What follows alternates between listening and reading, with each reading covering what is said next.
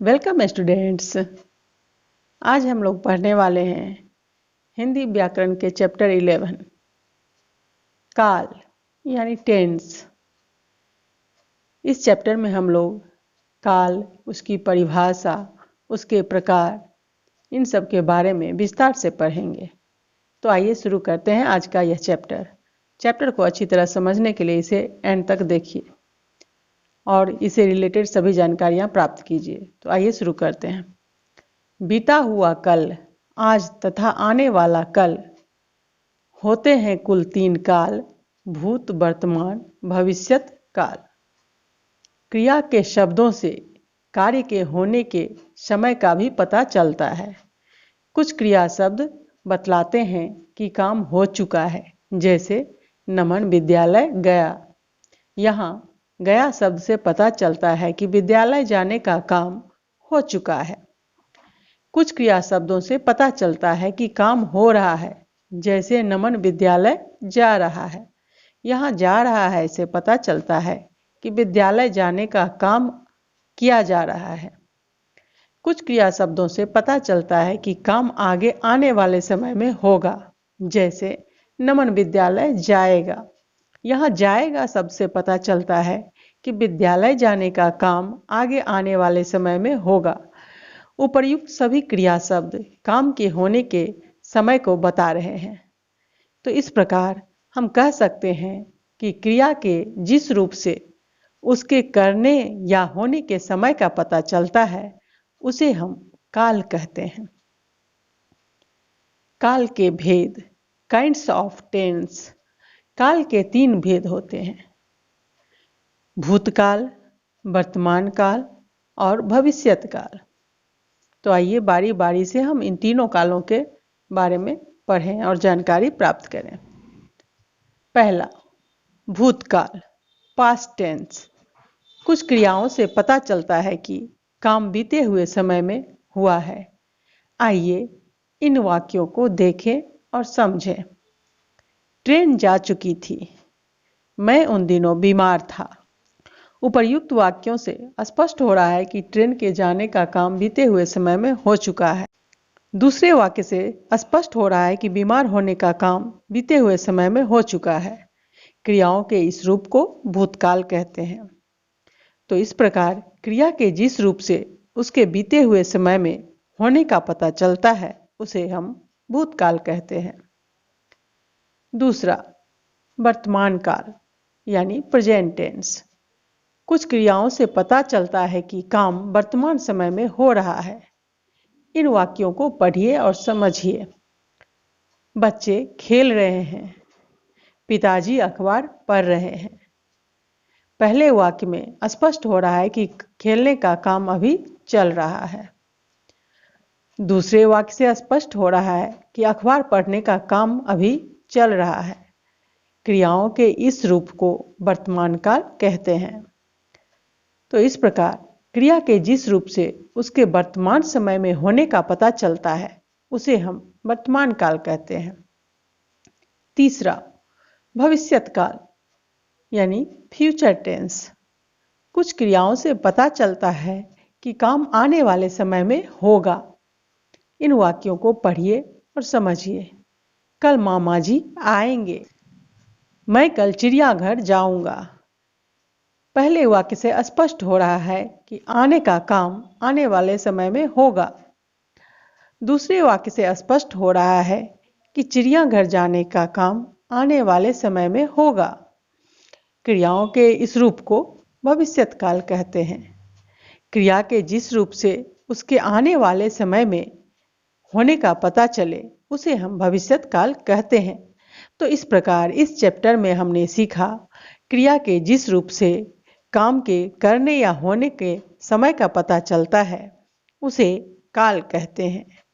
काल के 3 प्रकार होते हैं: पहला भूतकाल, दूसरा वर्तमान काल तथा तीसरा भविष्यत काल। तो इस प्रकार इस चैप्टर में हम लोगों ने काल और काल से संबंधित जानकारियां प्राप्त की। आइए अब हम लोग अभ्यास प्रश्न बनाते हैं। प्रश्न 1, निम्नलिखित प्रश्नों का उत्तर दीजिए। क, काल किसे कहते हैं? क्रिया के जिस रूप से उसके करने या होने के समय का पता चलता है उसे काल कहते हैं। जैसे मैं स्कूल गया था, राधा खाना खा रही है और मोहन पढ़ेगा। ख, काल के कितने भेद होते हैं? नाम लिखिए।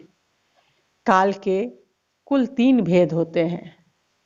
पहला भूतकाल, दूसरा वर्तमान काल और तीसरा भविष्यत काल।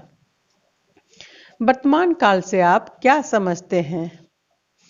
क्रिया के जिस रूप से उसके वर्तमान समय में होने का पता चलता है उसे वर्तमान काल कहते हैं। जैसे बच्चे खेल रहे हैं, पिताजी अखबार पढ़ रहे हैं।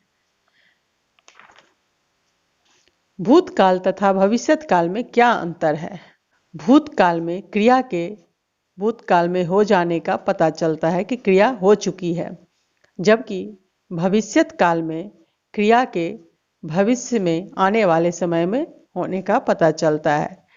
तो इस तरह से भूतकाल में क्रिया बीते समय में हो चुका होता है, जबकि भविष्यत काल में क्रिया आने वाले समय में होने वाला होता है। दोनों में यही अंतर है।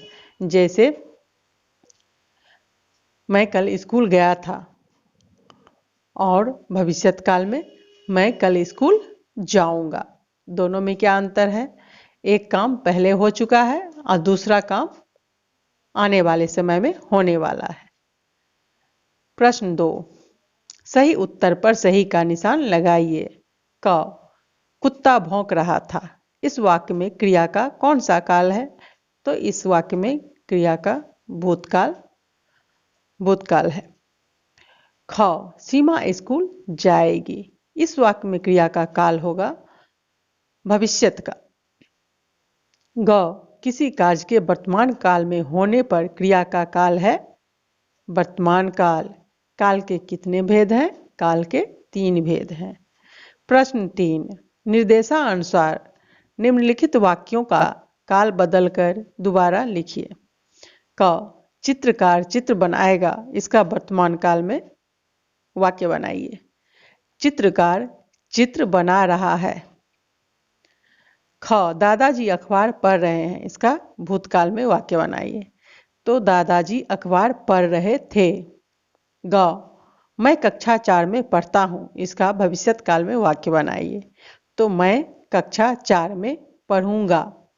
घ, हम आपके साथ चलेंगे। इसका वाक्य भूतकाल में बनाइए।